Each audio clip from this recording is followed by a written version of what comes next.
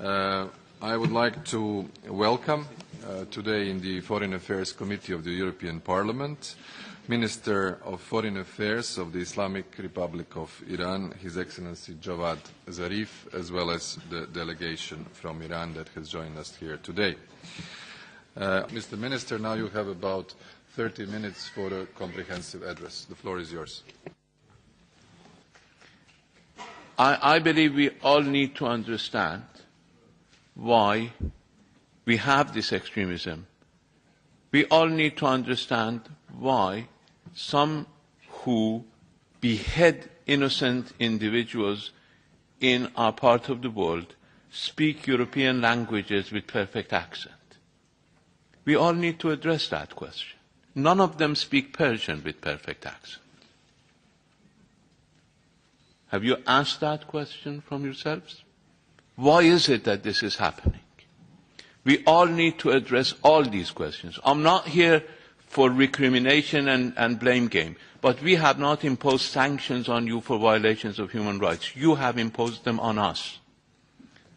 So I think it would be good if you also heard in a serious dialogue what constitutes a serious discourse on human rights. And that would be extremely important. I've been teaching human rights for the past 28 years. And I know it is important for every society to grow its own homegrown human rights defenders. Not to, I didn't speak when you were speaking, madam. That's an area of respect for human rights that I think everybody should observe. I listened, everybody made their statements, and I expect to be listened to now.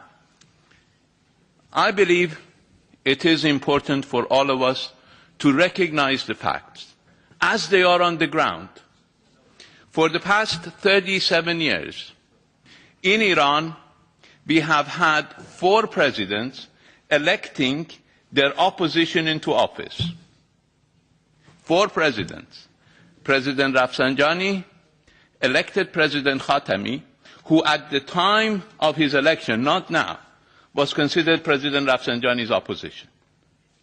President Khatami elected who?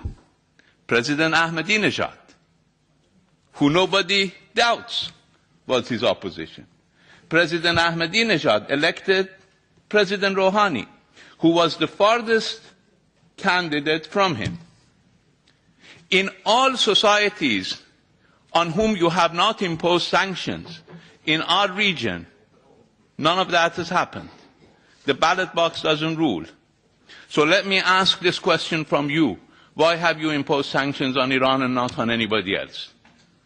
This is a question that needs to be answered if we want to deal seriously with human rights. If human rights is not going to be a subject of political maneuvering, if human rights is not going to be an issue that you beat your opponents with.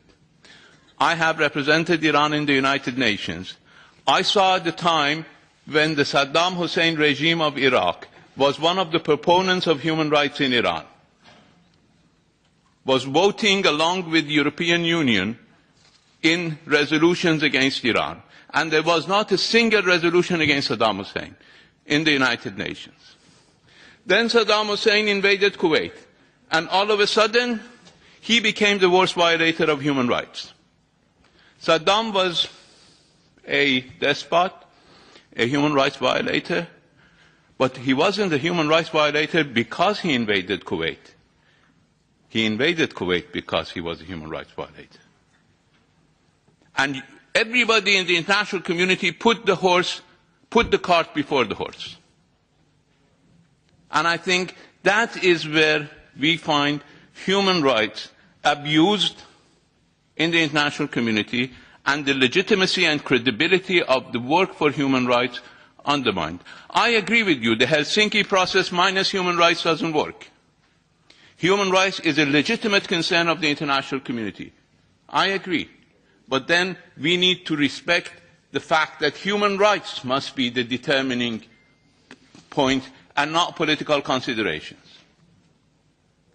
When you go home, please consider for yourselves, If a country in our region is supposed to be under EU sanctions for human rights, should it be Iran? Just ask this question from yourselves. Should it be Iran? Or should it be the country that is bombarding the hell out of the people of Yemen? How many people have died in Yemen? You looked? More people die in Yemen on a daily basis because of Saudi bombardments than they die in Syria. Yes. Look at the statistics. Look at the statistics. Look at the statistics, sir. You got to go and see what is happening. You cannot close your eyes. There is nothing to bomb in Yemen. Nothing other than human beings. A cement factory has been bombed 5 times. A flour factory has been bombed 4 times because there are no targets. For the past 11 months, the Yemen has been ravaged. And nothing, I know that European Parliament has started talking about it recently.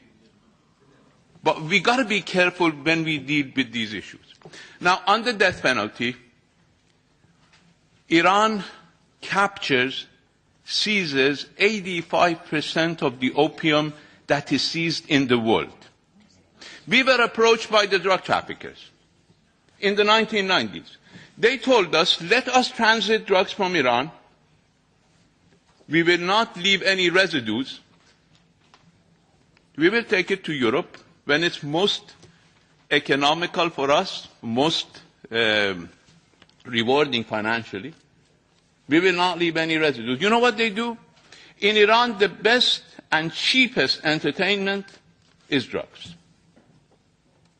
They subsidize drugs in Iran. It's almost free.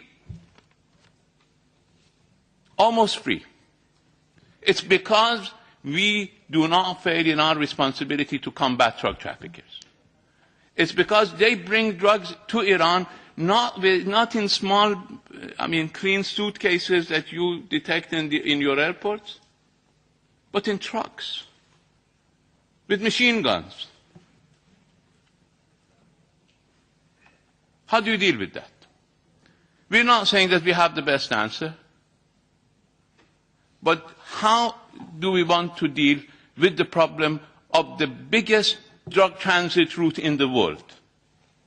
From Afghanistan, the capital of opium production in the world, through Iran, which is the main route, to Europe. Drugs in Iran cost 1/100th of the price in the streets of Europe. We're not saying that that is the best policy. We're not saying that's the best deterrent. But we have not seen any other option. We are prepared to engage with you in counter-narcotics operations. You know that because of the sanctions that have been imposed on Iran and continue to be imposed on Iran, Iran is not given radars to detect people who are trafficking human beings and drugs into Iran from Afghanistan. We want to engage in a serious dialogue with each other on human rights and on the death penalty. Let us engage in a serious dialogue. Let us engage in a serious dialogue. How we deal with that? How we deal with drug trafficking? Now, it is important.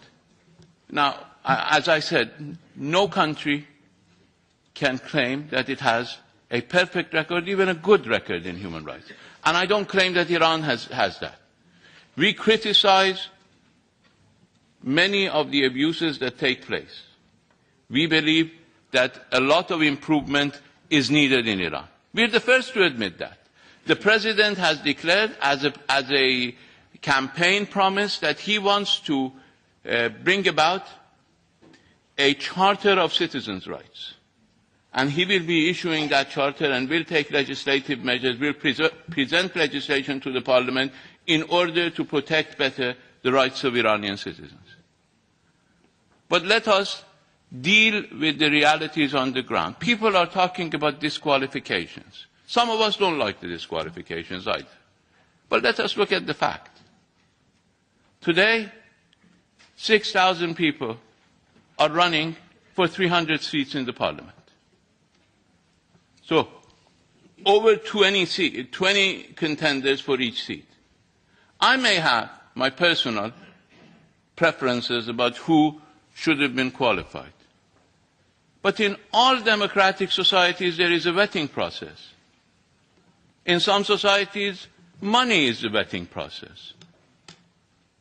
If you don't have money, if you don't have contributions, in some democratic societies, you're doomed. You can never run a serious election.